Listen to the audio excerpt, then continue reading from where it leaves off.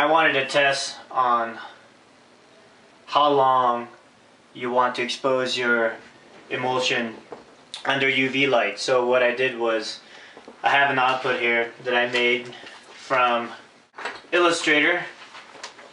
I had this white sheet paper, as you can see. Pretty much this is a gradient from 100% black to 0%. And I went and had lines here from 0.6 to about 4.6 point font, and numbers and letters up to about 14 font. I was having problems getting these really fine lines and small letters to come out on my screen. So what I did was I did a test. Basically, you can do this yourself. In any emulsion that you first try or that you use, you want to do an emulsion. An exposure test. You have the time set up to where you have this exposing. After a certain time, you would cover up a certain section of the screen, and then you move over when you add more exposure to it. So what I did was I exposed one part here about 3 minutes, and then 3.5, 4 minutes, 4.5, and 5 minutes. I've been exposing my screens for about 4.5 minutes, and I think it was too long, and I was right. I made a screen and I printed on a t-shirt to see how it comes out. From this side it's about 3 minutes, and to the other side it's about 5 minutes. So each section about 30 seconds I was moving a whiteboard to cover it up. As you can see, the letters, the smaller letters actually come out better on 3 minutes and 3.5. As the exposure time becomes longer, it's harder to spray out the fine lines of the smaller fonts and the lines here, and then the gradient, you can tell it comes out better on the lower exposure times, 3 minutes, versus the ones that's in 5 minutes. It's not coming out as good. So the video that I have was the Flex Gym skull, and it didn't come out as detailed I wanted to. The bottom jaw didn't come out, and I think this is why, because it was too much exposure on it, so I couldn't wash out all of the fine details on it. So I finally did this test, and it made sense that I stick between 3 minutes and 3.5 minutes, so, well, 3:15. And I've done some t-shirts for a couple of other people, and it came out really, really good. I mean, the small letters, there was a trademark letters on there, it's just smaller than this. It came out really good. The fine details on the lines came out good. The gradients came out great. I mean, so do this generally with my press, with the Gator 401, with the distance between the exposure unit and the screen. The time that I found is 3 minutes and 15 seconds, somewhere around there. I also worked on techniques on washing it out in a particular way so that I don't wash it too much with a sponge. I rub it 2 times on each side, and I don't have a spray booth that doesn't have a light in the background. It gets a little tough when you're trying to do it yourself and you don't have the high-end equipment to do all the necessary steps that you need to do. So what I did was I spray it out and then look into the light and then spray it out some more. When I did it too much, then some of the fine lines actually did come off.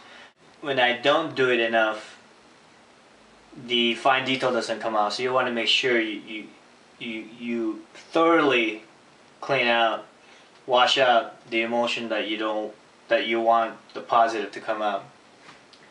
Anyway, that's why I wanted to show you that. And this is a really good test. So 3 minutes and 50 seconds is the exposure time with the Gator 1 exposure unit. We'll unplug that, stop the timer, take off the glass, set it aside here. Trying to avoid was rip the paper. That's alright.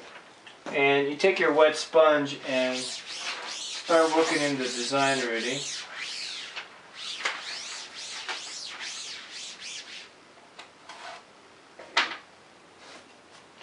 And I don't know if you can see it, but it's already starting to, whoops, sorry.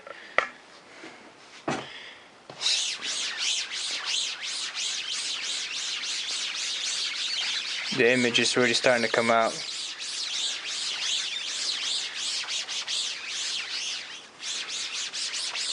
And then what I'm going to do once I take it off the plant there, I'm going to take it to the bathroom, wash it out, and you'll see the results, how this comes out. Starting to see it's coming out a little bit.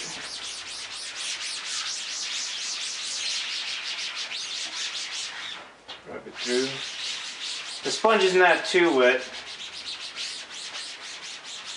Shouldn't be drippy.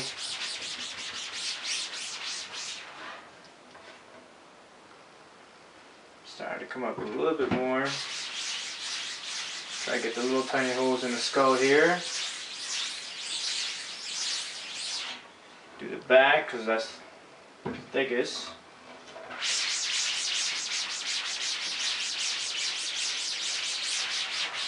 I can see it coming out just a little bit more.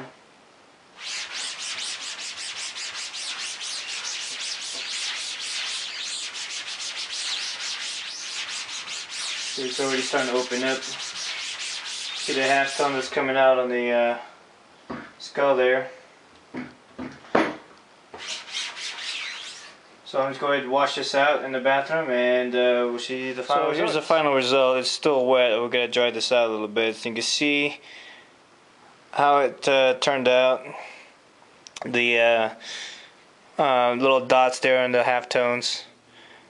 And you can see the light through it, and that's how it's going to come out on the t-shirt. So now we're going to dry it. Now some people use the newsprint technique to damp off the water, moisture off the screen, or you can just let it sit dry like this.